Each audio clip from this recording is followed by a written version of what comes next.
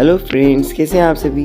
Welcome है आपका अपनी किटू के चैनल में। सो फ्रेंड, हर रोज़ की तरह मैं आज भी आ गई हूँ अपना वर्कआउट रूटीन लेकर। मैंने किया था बैक वर्कआउट। आज मैं बैक वर्कआउट में मैंने आज भी कुछ नया एक्सपेरिमेंट किया है, बीच में आपको शायद दिख जाएगा। तो मैंने सबसे पहले अपना वार्म अप सेट किया है। जो पुराने मेरे साथ जुड़े हुए हैं वो तो जानते ही हैं, और जो न्यू सब्सक्राइबर है जिन्हें नहीं पता उन्हें मैं बता दूँ कि किसी भी तरह के आप स्ट्रेंथ ट्रेनिंग को करने से पहले अपना वार्म अप सेट ज़रूर कीजिए एंड स्ट्रेचिंग मोबिलिटी के लिए जितनी भी होती है वो कीजिए। तो मैंने यहाँ एक बीच में आ गया। एनीवेज, तो मैंने सबसे पहले अपना वार्म अप सेट कंप्लीट किया था और उससे पहले स्ट्रेचिंग एंड मोबिलिटी वर्कआउट्स किए थे। फिर मैंने अपना पुलअप लगाया। पुलअप के 4 सेट लगाए। चारों सेट में मैंने नैरो एंड वाइड ग्रिप्स का मैंने ध्यान रखा है। और पुलअप्स में एक और चीज़, मैंने सारे ही सेट 15 के किए हैं कंप्लीट। मैंने कोशिश की मैं जितना ज़्यादा कर सकूँ। तो अब मैंने यहाँ पर जो आपको दिख रहा है वो है सिंगल आर्म पुल डाउन। इसे करने से भी आपकी लेग्स काफ़ी अच्छे से इम्प्रूव होती हैं, काफ़ी वाइडली निकल के आती हैं। और क्योंकि आप जब सिंगल हैंड से ये कर रहे होते हैं आर्म से, तो उसको आप बहुत ज़्यादा अच्छे से कॉन्सनट्रेट अपना माइंड का वहाँ पर कर सकते हैं उस मसल पर। या क्या होता है, हम जब बोथ हैंड से करते हैं तो भी कर तो पाते हैं, लेकिन कई बार उसका बैलेंस थोड़ा सा भी ऊपर नीचे अगर होता है, मतलब लेफ़्ट से थोड़ा खींच लिया ज़्यादा और राइट से थोड़ा कम, तो आपकी वहाँ मसल में पेन आने लगता है। और ऐसा नहीं कि वो गलत है, अगर आपका बैलेंस बनता है तो आप वो कीजिए, वो ज़्यादा बेटर है। बट थोड़ा सा फिनिशिंग लाने के लिए जब भी आपको लगता है कि मसल बहुत अच्छे से डेवलप हो गई है, हम वो रेगुलर कर रहे हैं, देन आप इसको अपना ऐड कर सकते हैं नेक्स्ट। ठीक है, ये मैंने इसके 4 सेट कंप्लीट किए हैं। और कोशिश किया हर हर सेट के साथ थोड़ा वेट अपना बढ़ाती रहूँ, जिसमें से शायद मैंने यहाँ पर 80 का शूट करके यहाँ आपको दिखाया हुआ है। और इसमें इसको करने के बाद मैंने अपनी थोड़ी सी स्ट्रेचिंग भी की है। उसमें मैंने ट्राई किया है कि अपनी बैक को थोड़ा सा वाइड स्ट्रेच कर सकूं। एक्चुअली मेरी अभी भी मुझे लगता है कि कहीं ना कहीं बैक को जब मैं वाइडली ओपन करने की कोशिश करती हूँ तो फंसती है। मैं हालांकि घर पे भी बहुत प्रैक्टिस करती हूँ इस चीज़ की, बट आप जानते हैं घर जाने के बाद हम कितनी प्रैक्टिस कर लेते हैं। और फिर वही घर में अगर प्रैक्टिस करो तो भी थोड़ा सा है ना, डाइवर्ट तो हो ही जाता है माइंड, दूसरे काम हमारे आंखों के सामने पड़े होते हैं।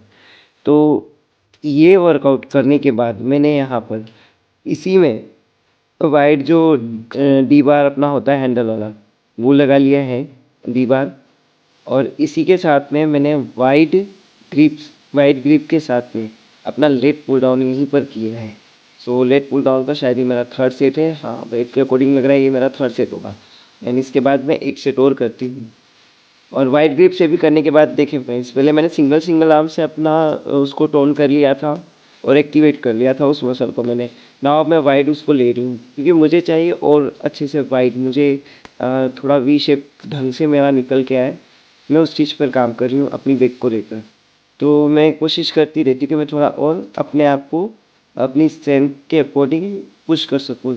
और फिर वही डिपेंड करता है यार, अपन डाइट कैसी ले रहे हैं। तो मैं घर का ही खाती हूँ, मैंने बाहर का बिल्कुल, काफ़ी साल हो गए मैंने चखा भी नहीं कि कैसा होता है।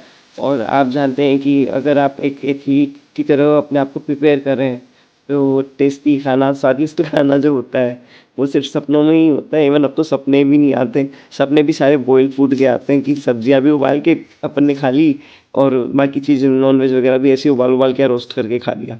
तो स्वाद ऐसा नहीं कि बिल्कुल बेस्वाद है, कभी कभी मन करता है तो एयर फ्रायर में थोड़ा बहुत उसको रोस्ट करके ना मैं चीज़ों को थोड़ा सा टेस्टी बनाने की कोशिश भी करती हूँ। पर टेस्ट में हम क्या ऐड कर सकते हैं, ज़्यादा मसाले तो ऐड ही नहीं कर सकते। ओनली ब्लैक पेपर, थोड़ा सा टर्मरिक और लेमन वगैरह थोड़ा सा ऐड कर लिया। और या फिर ऑलिव ऑयल अगर नहीं तो फिर एक्स्ट्रा वर्जिन सिसमी ऑयल होता है वो अपन ने ऐड कर लिया।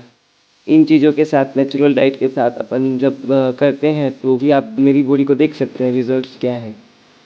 लेकिन डिपेंड करता है कि आप उसको कितना रूटीन के साथ में, डिसिप्लिन के साथ में अपनी डाइट को फॉलो कर रहे हैं एंड अपने वर्कआउट को कर रहे हैं।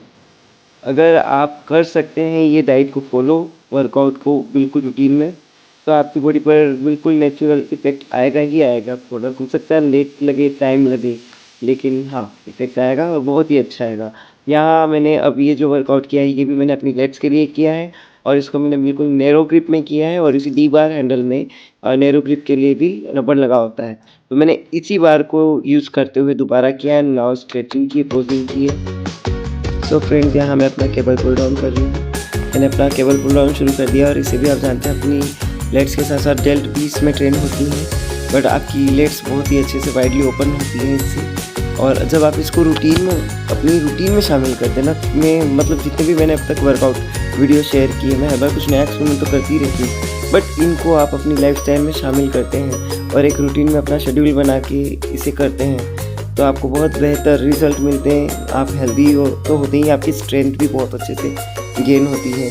और वही फ्रेंड्स, मैं हमेशा की तरह आज भी कहूँगी कि फ़ैट लॉस करने के लिए, फ़ैट लॉस या मसल गेन करने के लिए आप मुझसे अगर जुड़ना चाहते हैं तो इंस्टाग्राम पर भी सेम आईडी बनी हुई है मेरी। आप वहाँ पर मुझे कमेंट बॉक्स में कमेंट कर सकते हैं और यहाँ पर भी मुझे यूट्यूब पे भी कमेंट बॉक्स में कमेंट कर सकते हैं। जैसे ही मुझे टाइम मिलता है मैं उन कमेंट्स को पढ़ती हूँ, लाइक बैक करती हूँ और मुझे भी अच्छा लगता है, मोटिवेशन मिलता है। देखिए, जब आपको कोई 2-4 लोग आपके लिए ना अच्छा कमेंट लिखते हैं, लाइक करते हैं, तो नॉर्मल है, अच्छा तो लगता ही है। आप डे टू डे लाइफ में तो अब लोगों से मिलना जुलना उतना होता नहीं, अपन अपना वर्कआउट वगैरह हम लोग, आप भी अपने अपने काम करते ही होंगे, तो उस हैक्टिक जो अपना पूरा दिन रहता है, बिजी शेड्यूल रहता है, सबका रहता है, उसके बीच में हम नहीं करते कभी किसी की आगे चल के कि तुम बहुत अच्छा कर रही हो या अच्छे लग रहे हो। कोई अपने मुंह से आजकल ये करता ही नहीं है। तारीफ़ करने वाले जो होते थे पहले होते थे ज़माने, अब कोई किसी के मुंह पे नहीं बोलता, और अगर बोल भी दे तो सामने वाले को लगता है भाई इसने मेरी तारीफ़ कर दी, अब मुझे नज़र लग जाएगी। तो इस चक्कर में हम चाहकर भी किसी की तारीफ़ नहीं करते, क्योंकि तारीफ़ करने के बाद अगर उस चीज़ का उसको लॉस हो गया ना, तो भाई हमको भी जब पता लगता है कि भाई हमने उसकी तारीफ़ की और उसके साथ कुछ गलत हो गया, तो न हमें भी नहीं अच्छा लगता। तो बेटर है कि ये कमेंट बॉक्स में जो हम तारीफ़ें करते हैं ना एक दूसरे की, वो करते रहें ताकि मोटिवेशन हमारा बना रहे। और मुंह पे अगर बोलने की है किसी की तो भाई जो भी सामने से आ जाए मुंह पे बोल दे, मुझे तो बहुत ही अच्छा लगेगा। मेरे मन में तो ऐसा कुछ नहीं आता। बाकी मेरे साथ बने रहें, जुड़े रहें, मेरे चैनल को लाइक शेयर सब्सक्राइब करते रहें। Thank you so much.